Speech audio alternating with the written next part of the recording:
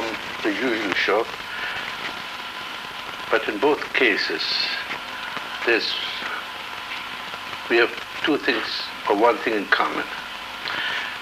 In both cases, we are dealing with a learning process.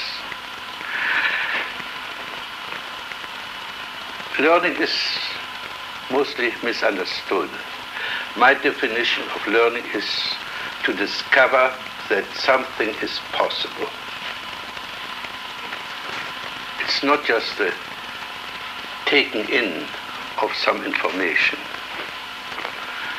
And all I want to do is here to show you that it is possible to discover means and ways whereby you can grow and develop your potential, iron out difficulties in your life. Now this, of course, cannot be done in a short workshop. But maybe I can plant a few seeds, take away a few of the covers that will open up possibilities. Again, let me repeat. Learning is to discover that something is possible.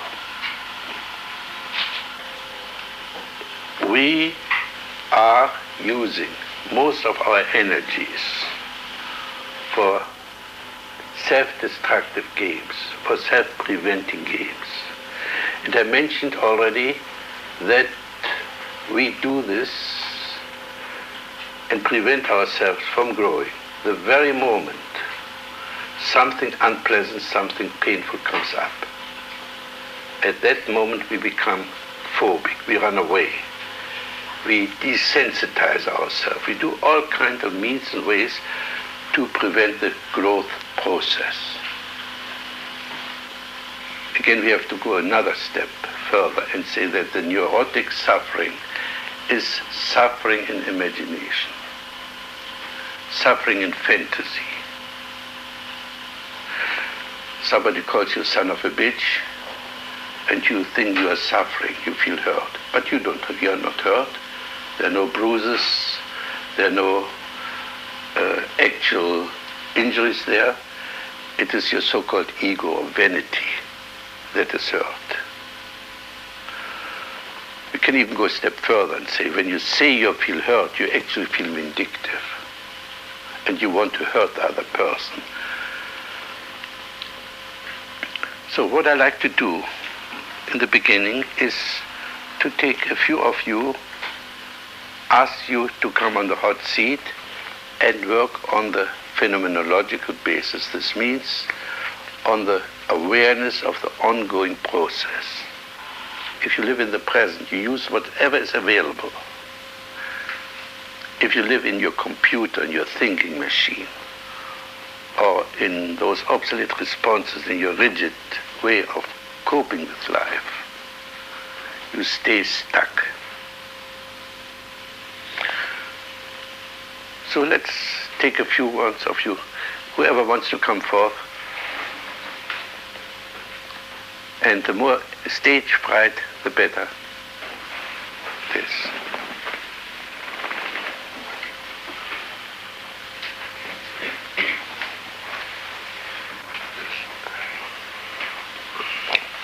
So let's work very primitively.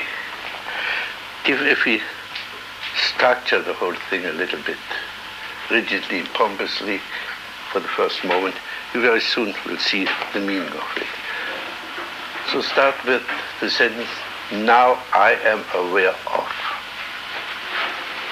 Now I'm aware of tension in my right arm. Now I'm aware of faces looking in my direction. Now I'm aware of you, Fritz, and now I'm still aware of my hand. And now I'm aware of changing my position to a more relaxed position. Now I'm aware of the box in front of me. Now I'm aware of waiting for the pressure to be taken off me. You see, at this moment, he jumped into the future. The word waiting for means he stopped being aware of what's going on. Except if we now reduce his anticipation to the ongoing process, and we do it with the question of how. How covers all possible means of behavior. How do you experience waiting? I experience waiting as, right at this moment, as a tremendous tension here. Definitely tension throughout my whole body, plus a certain fearful blankness starting to cover my thinking process. Yeah, I have to add what I'm aware of. I'm aware that you're doing a lot of smiling. And even when you talk about unpleasantness, like the unpleasant tension, you're still smiling. And to me, this is inconsistent. This may be true. It's a weapon, I suppose. What are you doing now? Intellectualizing? Yeah, in defending yourself. Are you aware of that? Yes. No. So maybe my remark was unpleasant for you? Perhaps a little bit, yes.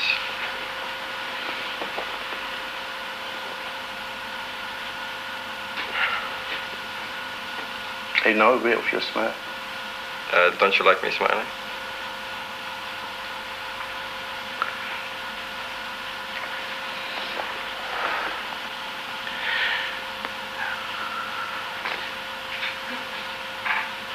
Were you aware of what you did with that sentence?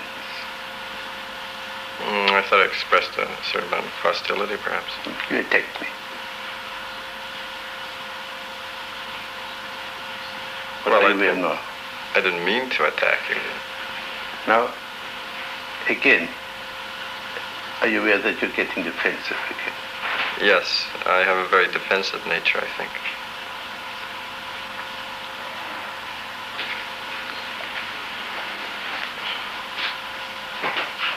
Okay, now next one. I just want a short example to reinforce the awareness basis. You see, what we're doing is simply sampling, simply to get acquainted with the ongoing process or awareness and how the different people avoid the full involvement in what is there. We can also now take the next step and see what are you in touch with. And there are three possibilities. You can be in touch with the world, you can be in touch with yourself, or you can be in touch with your fantasy life. The fantasy life, or the middle zone, was first discovered by Freud under the name of complex. And it's the middle zone which is the insane part of ourselves. It's the fantasy, whenever this fantasy is taken for a real thing. You know, the real insane person is known as a person who says, I am Napoleon, that he actually believes that he's a Napoleon. If I say, I would like to be Napoleon, you wouldn't call me crazy. But if I say, I am Napoleon, go march to Austerlitz or whatever it is, you say, what is this queer behavior of that guy? And especially a zone there in which we are fully and absolutely crazy. That is in our dreams. And we see later on that just these dreams, the middle zone, has assumed so much importance in our life that we are out of touch with a reality which is either that reality, the world, or the other reality, our authentic self.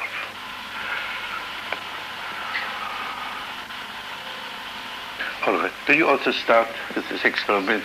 Now I am aware of. I'm immediately aware of that your attention has turned from me, turned on to me, that my voice seems quavering.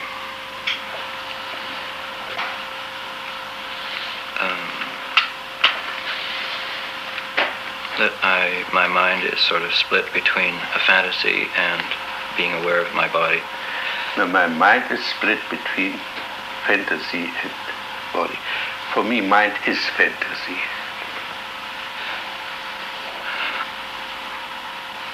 And when you say your mind is split, I guess you say my attention is split. Right, exactly. If my body is in my mind is on my body, that's where my attention is. I still feel a quivering, like shivering leaf in my chest. I notice that my hand is fluttering around a little bit. I pointed to my chest. The quivering is rising into my throat. I'm aware that I'm staring at the carpet. People's feet are moving. Yeah. Are you also aware that you're avoiding looking at me, looking at anybody? Yeah. I am not looking before now. People seem very tense, sort of suspended.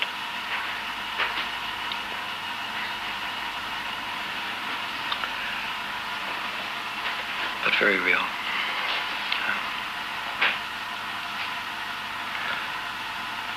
So can you now start shuttling between self-awareness and world-awareness?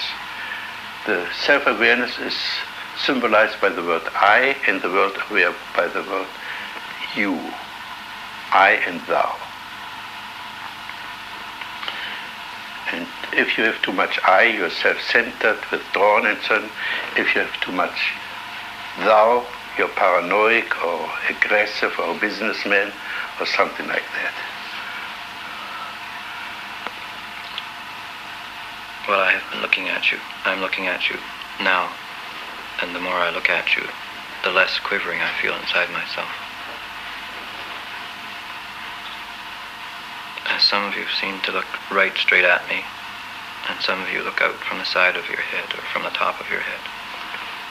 Surely you seem to be looking at me from below, above, and Don, you seem to be from the side of your head.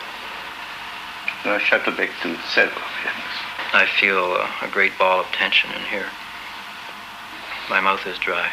Now shuttle back to world awareness.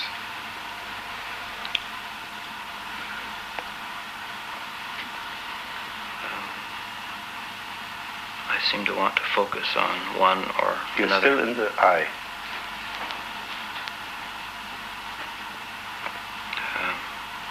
Gordon, you're looking very confident, but a bit fierce. Yeah. Now you saw him. Now shuttle back to yourself. That makes me feel confident that you're confident. Now you see, you get an integration. World and I are one. If I see, I don't see. The world just is there. As soon as I see, I strain, I pierce, and do all kinds of things except having a world. Okay, thank you.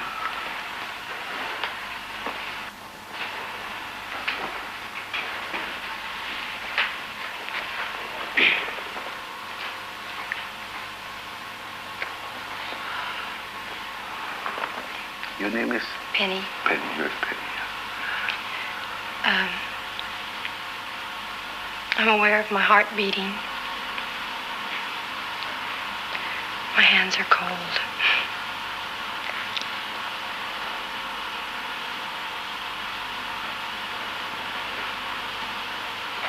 I'm afraid to look out My heart's still pounding. Were you aware how you avoided me? You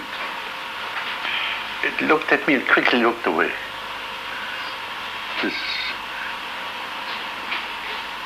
What are you avoiding when you look at me?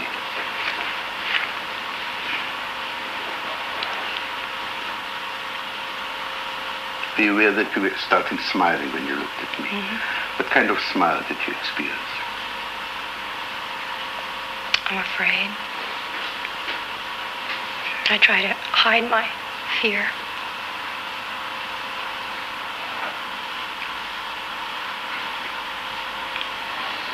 Is your fear pleasant or unpleasant? You feel comfortable with your fear? Yes.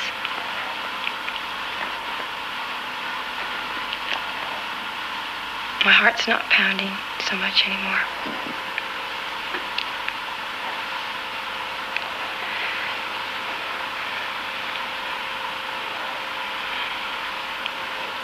Now try to get more the rhythm of contact and withdrawal, or coping and withdrawal. This is the rhythm of life. You flow towards the world and you withdraw into yourself. You flow towards the world and withdraw into yourself. That is the basic rhythm of life. In winter we are more withdrawn, some are more outgoing. During the night we withdraw deeply, and during the day we are more busy with coping. If I miss a word, I withdraw to my dictionary and come back with when I found the word to fill in the gap in the sentence. So this rhythm goes on, and the I and thou together form a unit. And if you have this middle zone, then this middle zone comes between you and the world and stops you from functioning adequately. Especially if in this middle zone there are catastrophic expectations or complexes that distorts your view of the world and so on. We have to deal with this later. Right now I want to give you a feel of the contact and withdrawal situation. I possibly withdraw as deep as possible. Go even away from this room. And then come back. Then you see again us. And see what will happen if you try this rhythm. I feel frustrated. I want to do something. Say this again. I want to do something.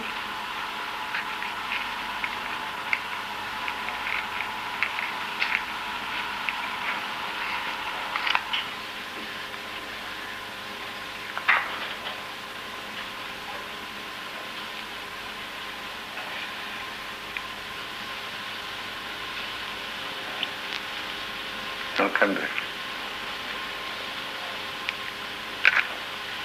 What do you experience here now?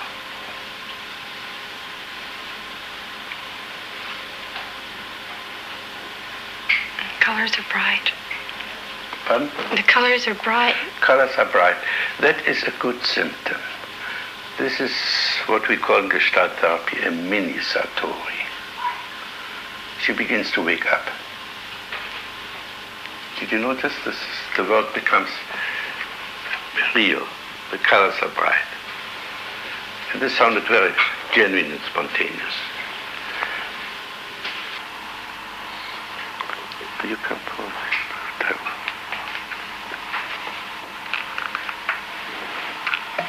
Your name is? Anne. Anne.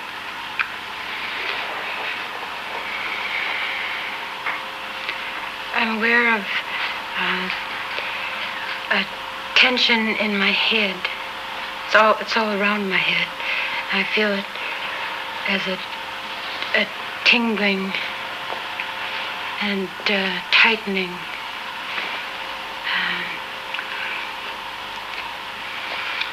Like my head is going to sleep, like a limb goes to sleep.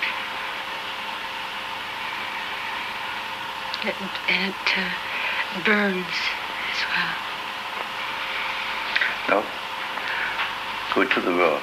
What are you aware of in your environment?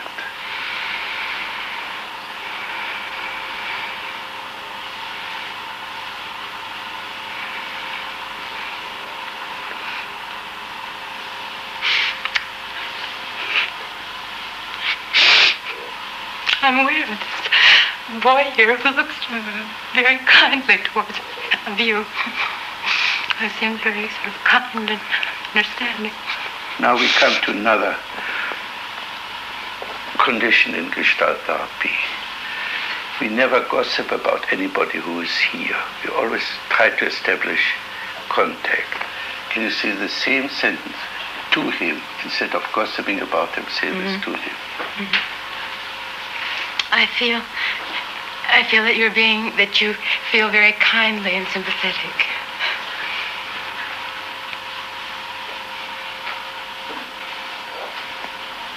Now withdraw again.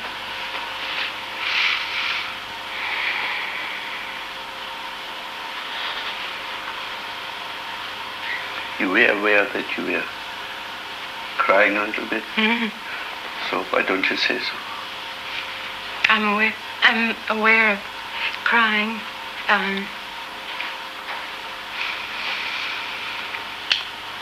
Sort of just being upset. I feel it as sort of the upsetness is sort of patterns broken up in some way. Now come back to us. This time you came to me. How do you experience me? I experience you as a very real, a very sort of definite person who's quite close and is here with me. Well, not just with me, but with everybody that's here. Now go away from me again. Parting is such sweet sorrow.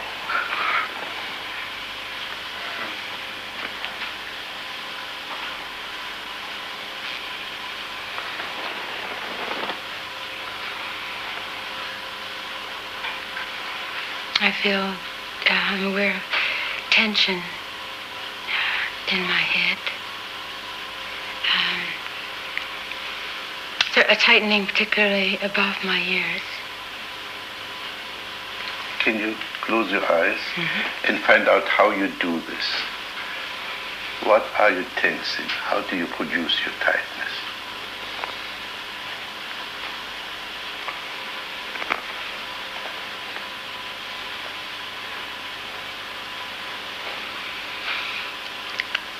I feel I pull things in and I pull things together. So come back once more.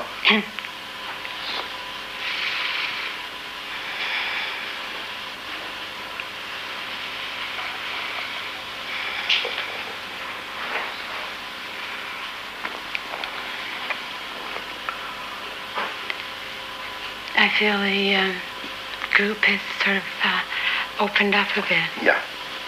Good. Thank you. Now, this is the basis of expanding awareness.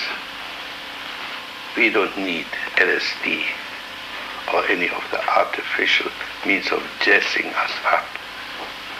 If we produce our own awareness, if we do it ourselves and not relying on artifacts, we have all the basis for growth that we need. So let's have a break.